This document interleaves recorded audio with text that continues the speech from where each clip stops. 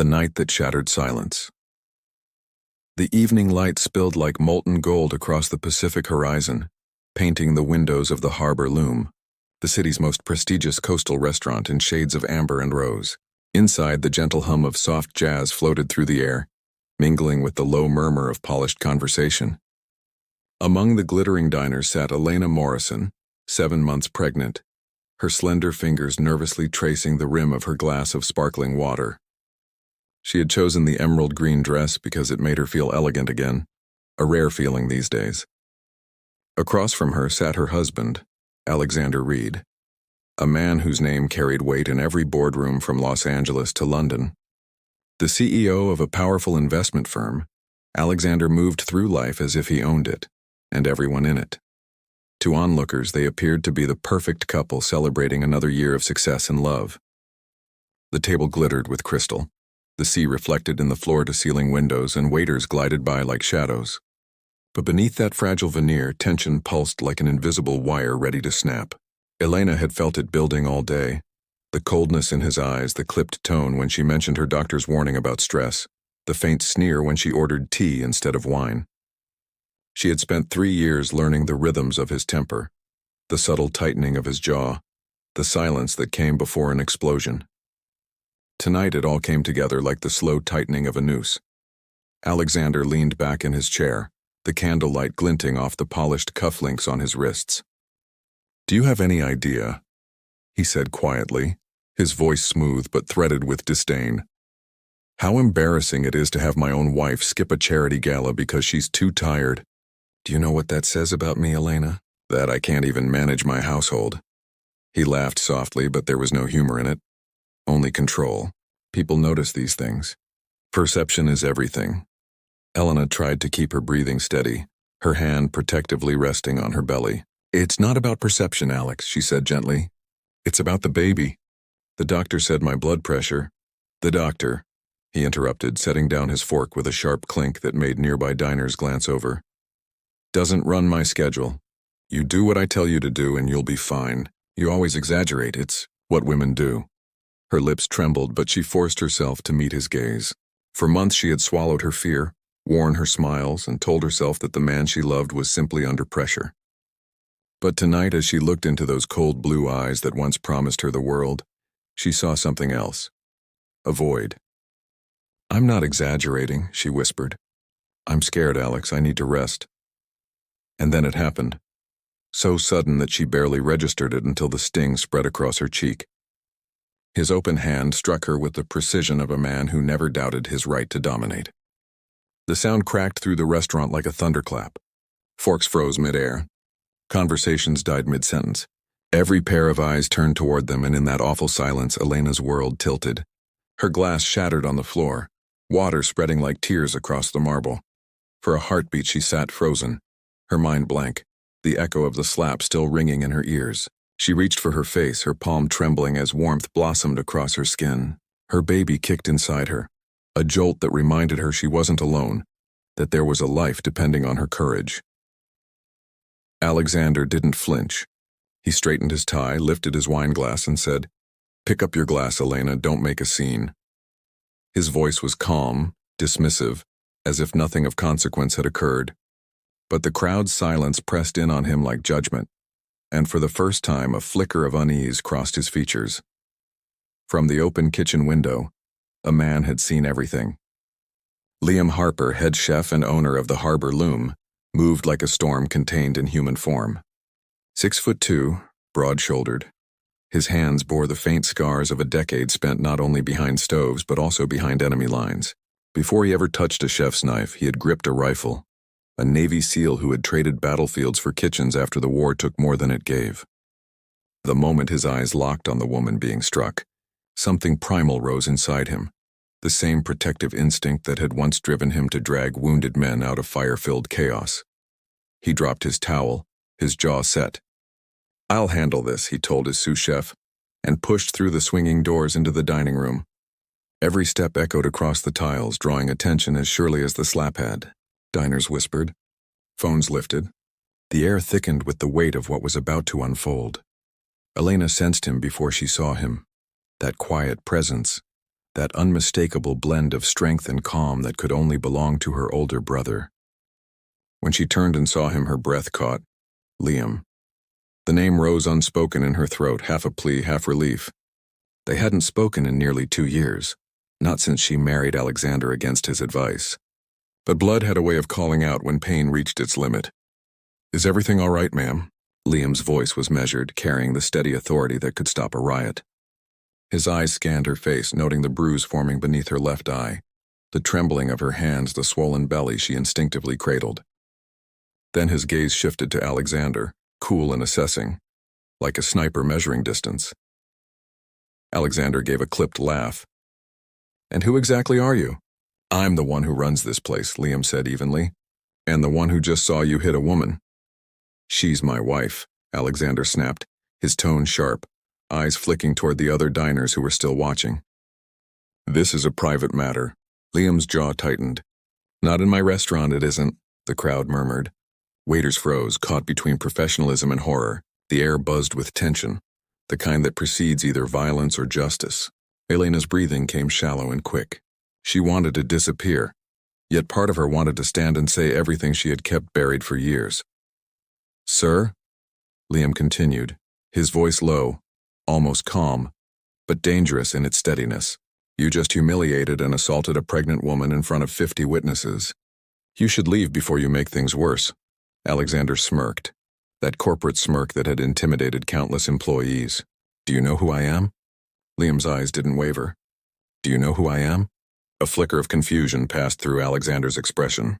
He opened his mouth to retort, but something in the chef's posture, the way he stood perfectly balanced, relaxed yet ready, made him hesitate. Around them, phones kept recording. Justice had digital eyes tonight. Elena whispered, "Please, Liam, don't." But Liam's gaze softened only when it turned to her. "You don't need to say anything, Lena. Not tonight." The name, Lena, carried the weight of childhood summers, of shared loss, of all the years he had spent protecting her from the world. It had been 2 years since he'd seen her, yet in that moment the distance vanished. Alexander rose slowly, straightening his jacket, trying to recover his sense of dominance. "I'll be filing a lawsuit for harassment and defamation. You have no idea the kind of power you're meddling with." Liam took a step forward, his voice low enough that only Alexander could hear. "You think power is money and fear. I've seen power. It's the courage of someone who stands up after being broken. It's what my sister is going to find again, and without you." Something in those words unsettled Alexander more than any threat of physical harm. Because beneath Liam's calm was conviction, a certainty that would not bend. The moment shattered when a waitress, her voice trembling, said softly, "The police are on their way." The crowd parted as uniformed officers entered through the main doors, their radios crackling. The air smelled faintly of salt and tension. Alexander turned pale, his confidence faltering as realization dawned that this wasn't going to disappear quietly. Cameras flashed. The world had witnessed what he'd done. Elena sat silently, tears slipping down her cheeks as one of the officers knelt beside her, asking if she was all right. She nodded, though every part of her ached. Her brother's steady hand rested on her shoulder, a silent vow that he would never let her face this alone again. Outside, the surf pounded against the rocks, relentless and eternal, as if the ocean itself echoed a promise that no silence lasts forever, and no cruelty escapes the tide of truth. That night would mark the end of one life and the beginning of another, a story not of shame, but of awakening, courage, and rebirth.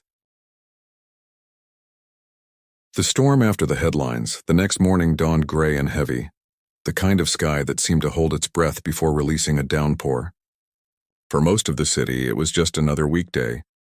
But for Alexander Reed, the once untouchable CEO of Reed Global Holdings, the world had shifted overnight.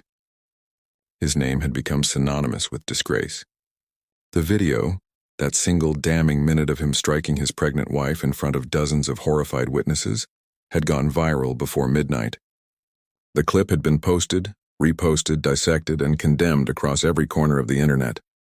News outlets picked it up with feverish intensity, framing it as a symbol of unchecked corporate arrogance. By morning, Alexander's public relations team was in full crisis mode. But even their combined experience couldn't stop the avalanche. The world had seen the truth, and no amount of spin could polish what had already shattered. In a quiet hospital room across town, Elena Morrison sat by the window, her hands resting protectively on her swollen stomach. The rhythmic beep of the monitor beside her felt like a lifeline anchoring her to reality. She hadn't slept. Flashes of the restaurant still played on repeat in her mind. Every sound magnified. The sharp crack of his hand, the gasps from diners, her brother's voice steady and firm as he stood between her and the man she once vowed to love. For the first time in years, she wasn't wearing the diamond ring that symbolized her gilded cage. It sat in a plastic hospital bag, small and meaningless under the sterile fluorescent light. Liam Harper stood at the doorway, leaning against the frame, his arms crossed, but his eyes soft with concern. He had barely left her side since the previous night. Every time she flinched or stirred, he felt the old protective instinct that had carried him through battle zones rise inside him again. The difference was that this time the enemy wasn't a man with a gun. It was fear, shame, and the invisible chains that had held his sister captive for years. "How's the pain?" he asked quietly. She looked up, her eyes rimmed red from exhaustion but filled with a strange calm. "Physical pain's nothing," she said faintly. "It's everything else that hurts." He walked to her side, sitting on the edge of the chair near her bed. "You don't have to go back to him, Lena," he said. "Not ever again. You're safe now, I promise you that." Her gaze drifted to the rain-smeared window, where the reflection of her bruised face blurred with the city beyond. "I told myself I could fix him," she whispered. "That he just needed time. That the pressure made him cruel. But I think deep down I knew who he was from the beginning. I just didn't want to believe it." Liam's jaw tightened, the muscle in his cheek twitching. "You wanted to believe in love. There's no shame in that." The door opened then, and a nurse entered carrying a breakfast tray. Behind her was a police officer, polite but purposeful, holding a small notepad. "Mrs. Reed," he said, though the name felt like poison in her ears. "I need to ask a few questions about last night, if you're up for it." Elena nodded slowly. "It's Ms. Morrison," she corrected softly. "At least, it will be soon." The officer smiled faintly and began his questions. She answered each one carefully, her voice growing stronger as she recounted the events. Each word felt like a piece of her power returning, the truth reclaiming space that fear had stolen. Liam watched in silence, pride mingling with grief. This was his sister, the girl who used to run barefoot through coastal fields, who used to laugh at everything, who had once dreamed of opening a small art gallery. That woman had been buried under years of manipulation, but now he saw flickers of her resurfacing, fragile but defiant. Meanwhile, across the city, chaos brewed within the towering glass walls of Reed Global Holdings. In the executive boardroom, a dozen directors sat in tense silence as headlines scrolled across the television screen. CEO caught on camera assaulting pregnant wife. Corporate tyrant or broken man. The fall of a financial giant. Public outrage grows, calls for arrest and resignation. Alexander sat at the head of the table, pale and furious, his expensive suit rumpled, his jaw shadowed with stubble. "It's all being blown out of proportion," he barked. "She provoked me. You know how the media twists things." His head of communications, a woman named Clara Benson, didn't look up from her tablet. "There's no way to twist what's on video, Alex," she said flatly. "You struck her. On camera, in public, while she's visibly pregnant. It's over.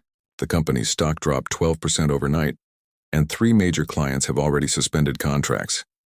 He slammed his fist on the table. "I built this company from the ground up. You think I'll let it fall because of one mistake?"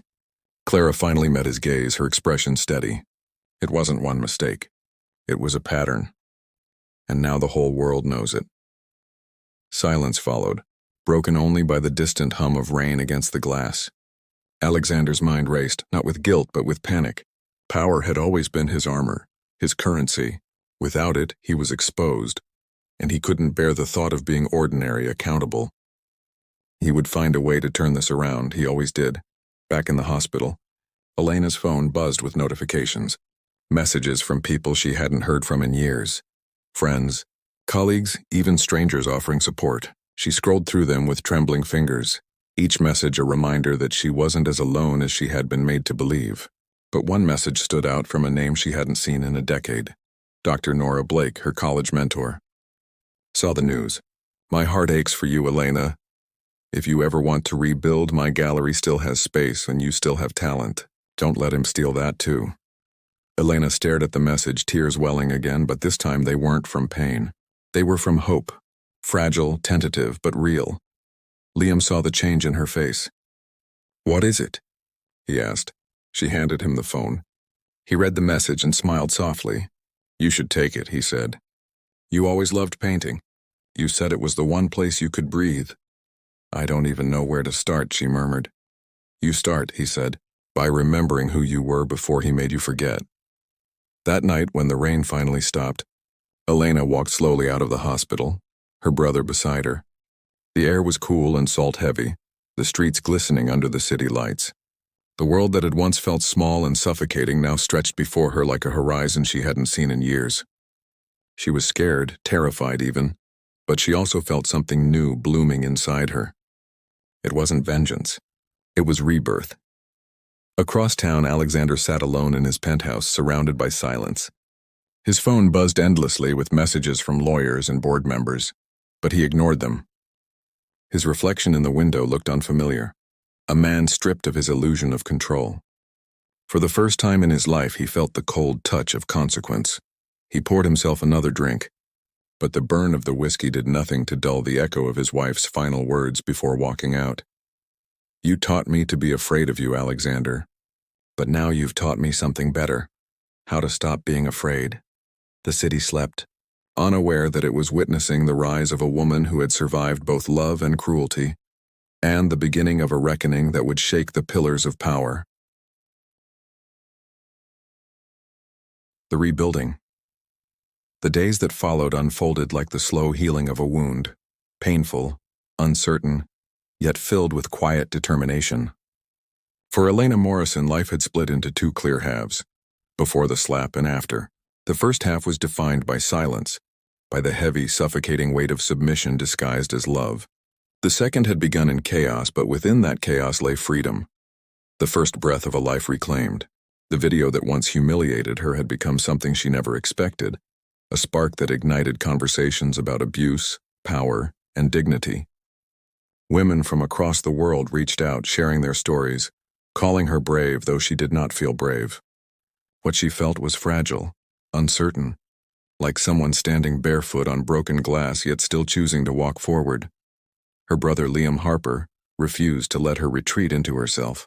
He insisted she stay at his coastal house, a simple wooden structure overlooking the cliffs, where the sound of the ocean was constant, soft, and endless, like the heartbeat of something greater. The house smelled faintly of cedar and salt. There was a fireplace, stacks of books, and framed photographs from his service days. For the first time in years, Elena slept through the night without the constant fear of footsteps outside the bedroom door. Each morning she woke to the smell of coffee and the comforting sound of her brother's laughter as he joked with his staff before leaving for the restaurant. He made sure she ate properly, rested, and smiled again, even if those smiles were faint and tired. It wasn't long before Dr. Nora Blake's message began to echo in her thoughts. The gallery she mentioned, the Azure Light Studio, had been a dream she once shared with her mentor during her college years, before she gave it up to follow Alexander across continents. The idea of picking up a paintbrush again terrified her. Her art had always been tied to her emotions, and she was scared of what might come out now. But one afternoon, as the sun broke through the clouds and lit up the coastline, she sat at Liam's old work table by the window, opened a blank canvas, and let her hands remember what her heart had forgotten.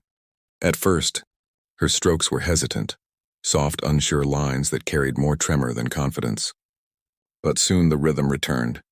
The paint moved under her fingers like memory flowing back into her veins. The image that emerged wasn't pretty. It was raw and untamed. A woman standing in a storm, her hair wild, her face streaked with tears, but her eyes burning with defiance.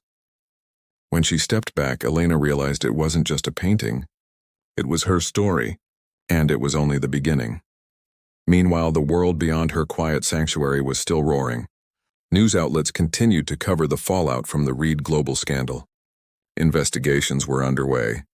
Whistleblowers from within the company had begun to speak anonymously, revealing a culture of intimidation and moral corruption that extended far beyond Alexander's personal behavior.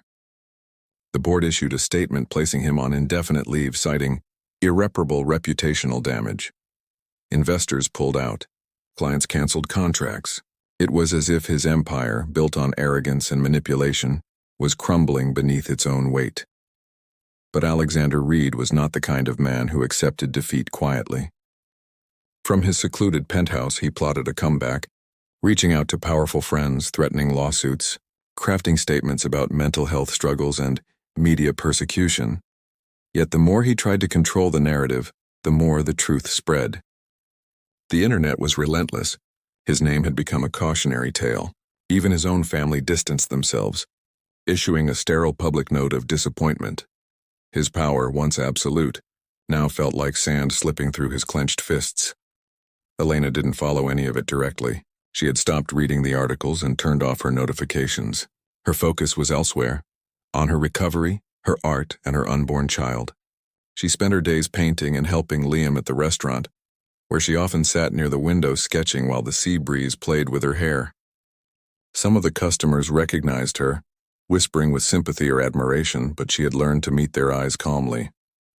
For once, she was not ashamed of being seen. One evening, as the sun dipped into the horizon, painting the waves in liquid fire, Liam joined her on the balcony.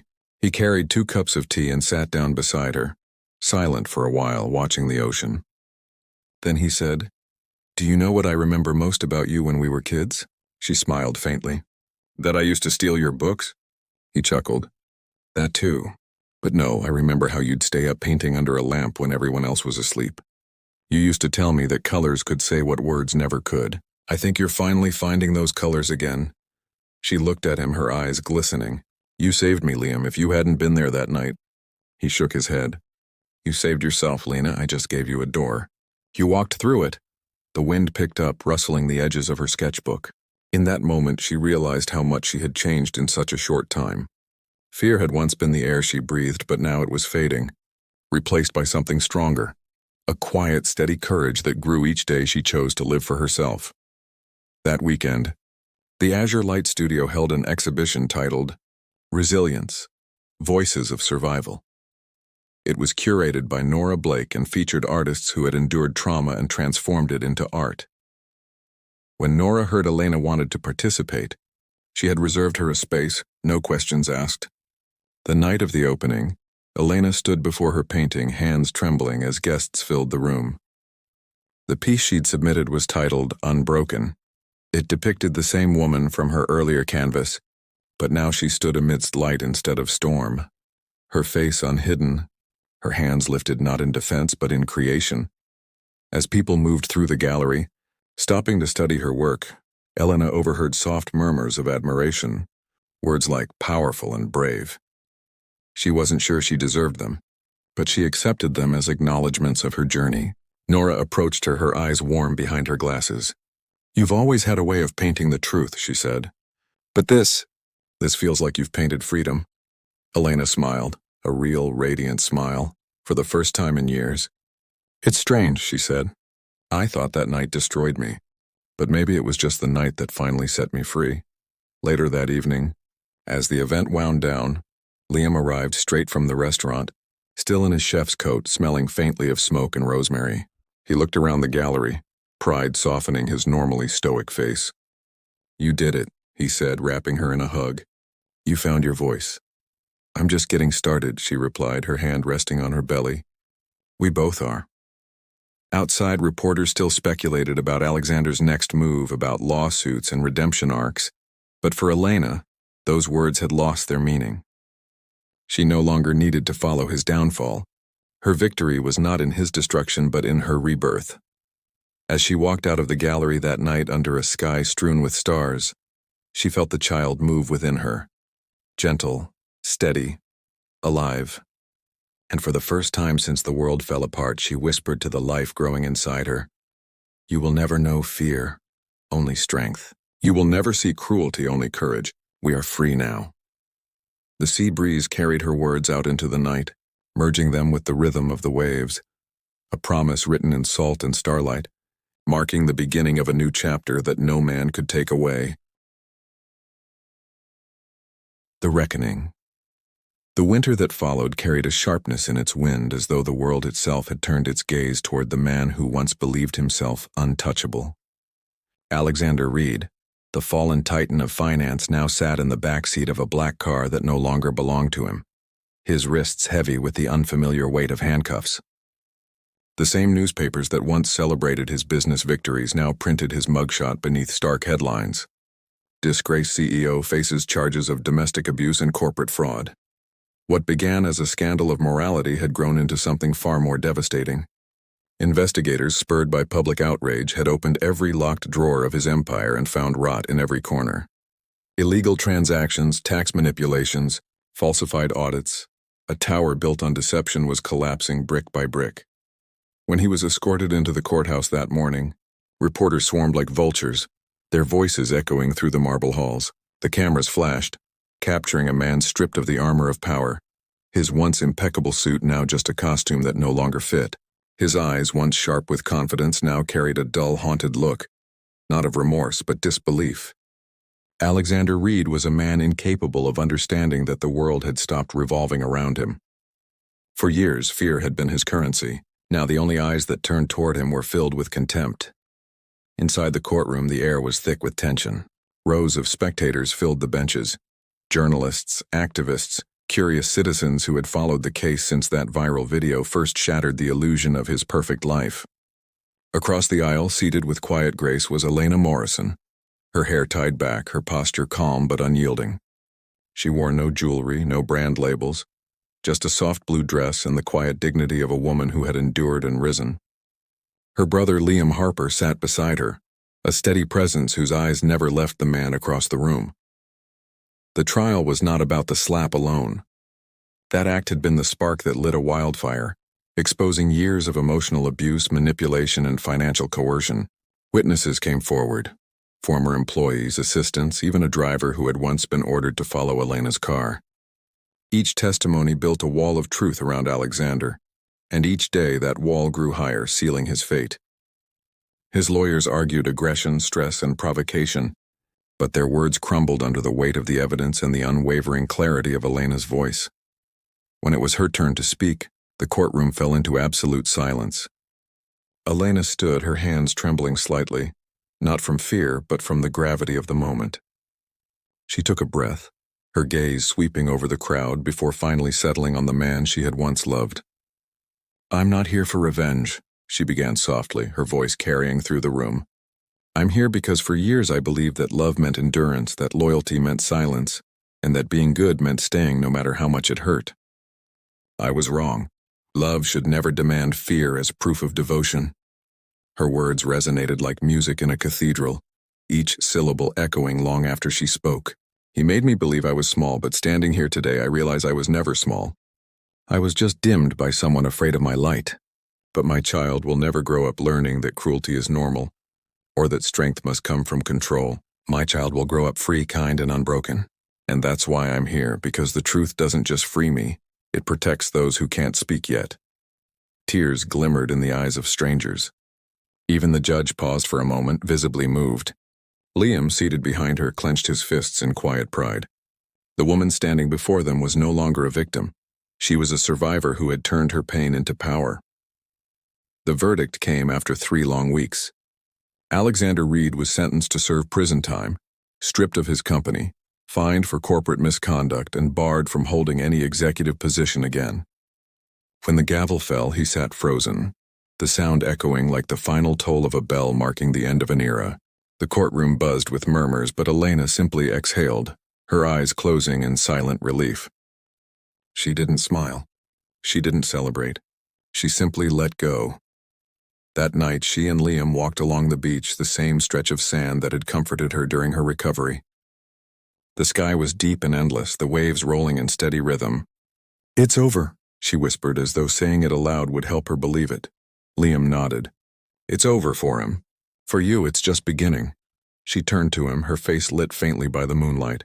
"Do you ever think some people never learn, even when they lose everything?" He thought about it for a moment. Some people mistake power for purpose. When power's gone, they have nothing left. But people like you, that you found purpose even when you had no power. That's what makes the difference. She looked out over the ocean, her hand resting lightly on her growing belly. I used to dream of a perfect life. A house, a husband, a future that looked like the movies. Now I just want peace. Maybe that's what perfection really means. The sound of waves filled the silence that followed. Liam picked up a small piece of driftwood and tossed it into the surf, watching it disappear beneath the foam. "You know," he said with a half-smile, "you should start painting again for the gallery. People need to see what came out of all this, not the pain, but what you built from it." She nodded slowly, her mind already drifting toward colors and canvases. "I have an idea," she said softly. "A series called The Quiet Revolution. Not about battles or revenge, but about women who found themselves again when the world told them to disappear." "Sounds like something the world needs," Liam said, pride warming his voice. A week later, when the story of Alexander Reed's downfall hit the final round of national news, the focus had shifted. The headlines were no longer just about scandal, but about Elena Morrison's art. Her paintings from the Azure Light Studio had drawn international attention. Reporters described her as the artist who turned trauma into truth. Her exhibitions sold out. Interviews flooded in, but she didn't chase fame. She used it to create a foundation for survivors of abuse, offering counseling, art therapy, and legal assistance. She named it the Unbroken Project. On opening day, hundreds gathered, not out of curiosity but reverence. Survivors came to thank her, some quietly placing flowers at the gallery's entrance, others holding letters written to themselves, promises to heal. Elena spoke only briefly, her words soft but clear. "Every storm ends," she said. "And when it does, the world looks different, not because the storm changed it, but because you did." In the months that followed, she gave birth to a healthy baby girl. Liam was in the delivery room, holding her hand as she brought new life into a world that had once tried to crush her. When the child's first cry filled the air, Elena wept, not from pain, but from the overwhelming realization that she had survived to create something pure, something untouched by cruelty. She named her daughter Hope. That night, as she held her newborn close, Elena whispered a quiet vow into the soft curls of her child's hair. "You will grow up knowing love that never hurts, and strength that never breaks others. You will know that courage can be gentle, and forgiveness can be powerful." Outside the hospital window, the city glowed faintly beneath the rain. But inside that small room, it felt as if dawn had come early. Alexander Reed's name faded from the headlines within weeks, remembered only as a warning. But Elena Morrison, once silent, once broken, became a name spoken with respect and tenderness. Her story wasn't about revenge or victory. It was about rediscovery, about the kind of healing that ripples outward, touching lives far beyond her own. And as she watched her baby sleep, her brother standing quietly at the window beside her, she realized something profound. Sometimes the greatest justice isn't seeing your abuser fall. It's standing taller than the world ever thought you could. The waves continued to roll against the cliffs that night, endless and calm, carrying with them the sound of closure and the promise of beginnings yet to come. The legacy of light years slipped quietly into the tide of time, yet the echoes of that storm never truly left the world that had watched it unfold. The video that once symbolized humiliation had transformed into a cultural memory, a turning point in how people spoke about courage, dignity, and the unseen lives behind closed doors. But for Elena Morrison, the woman at the center of it all, life no longer revolved around tragedy or survival. She had stepped beyond those definitions into something rarer: peace. The woman who once trembled beneath the weight of fear now walked through life with calm assurance, her every movement deliberate, her every word chosen with care. She was not the same person who had sat crying in a hospital bed years ago. She was the founder of the Unbroken Project, a movement that had expanded far beyond her wildest hopes. The foundation had grown into an international network of support centers across continents, offering shelters, art therapy programs, and community education. Survivors came not only for help but for inspiration, to learn that healing was not a destination but a lifelong journey one could travel with grace. Elena became its beating heart, though she never sought the spotlight. She let her work speak through the stories of those it helped. Through murals painted by women who had once forgotten what color meant. Through letters written by children who no longer had to fear their father's rage. Her life had turned into a quiet revolution, a testament that beauty could rise even from ruin. Her daughter, Hope, grew up surrounded by this world of light and resilience. At 10 years old, she was bright, curious, and uncommonly empathetic for her age. She often sat beside her mother during art sessions, her small hands covered in paint as she listened to the women tell their stories. Sometimes she would whisper, "Mommy, why are they sad?" And Elena, with infinite patience, would reply, "Because life hurt them once, but they're learning to make something beautiful from the pain." Hope would nod, her young mind absorbing truths that would one day shape her own strength. Liam Harper remained a constant in their lives. Though he continued to run his restaurant, which had now become a symbol of integrity and family, he found purpose beyond the kitchen. He worked with veterans organizations, guiding soldiers who struggled to find meaning after war, much like he once had. His quiet wisdom and unwavering loyalty formed the backbone of Elena's support system. Every weekend, he and Hope would walk along the same cliffs near the sea, where the child would ask questions about her mother's paintings, her uncle's scars, and the world beyond the horizon. Liam always answered honestly, teaching her that bravery wasn't the absence of fear but the decision to act despite it. For a long time, peace held steady. Elena painted, Hope grew, and the foundation flourished. But life, in its mysterious rhythm, has a way of testing even the strongest souls when they least expect it. One early spring morning, as sunlight filtered through the glass walls of her office, Elena received a letter. It was delivered by hand. No name, no return address, just a single sheet of cream-colored paper sealed in an envelope. For a long moment, she hesitated before opening it, her instincts warning her of ghosts better left buried. When she finally unfolded the page, her breath caught. The letter was written in neat, careful handwriting, shaky, yet unmistakably familiar. "Elena, I know I have no right to ask anything of you, and I do not expect forgiveness. I write this not to justify, but to acknowledge. I am not the man I was, though perhaps it's too late for that to matter. Prison stripped away everything, my wealth, my name, my illusion of control. In the silence of those walls, I saw what I had done, not only to you, but to myself. I destroyed the only person who ever showed me kindness. I won't ask you to believe I've changed, but I wish you peace. That is something I no longer expect for myself. Alexander." The paper trembled in her hands. Years had passed since she had even spoken his name aloud, and yet reading it brought back fragments of memory she thought she had long buried. The sound of his voice, the chill in his eyes, the weight of every moment she'd spent shrinking herself to fit his world. She sat in silence for a long time, the only sound the faint rustle of the ocean breeze through the open window. When Liam arrived that afternoon, she showed him the letter. He read it once, then again, his brow furrowed. "You don't owe him a response," he said gently. "I know," she replied.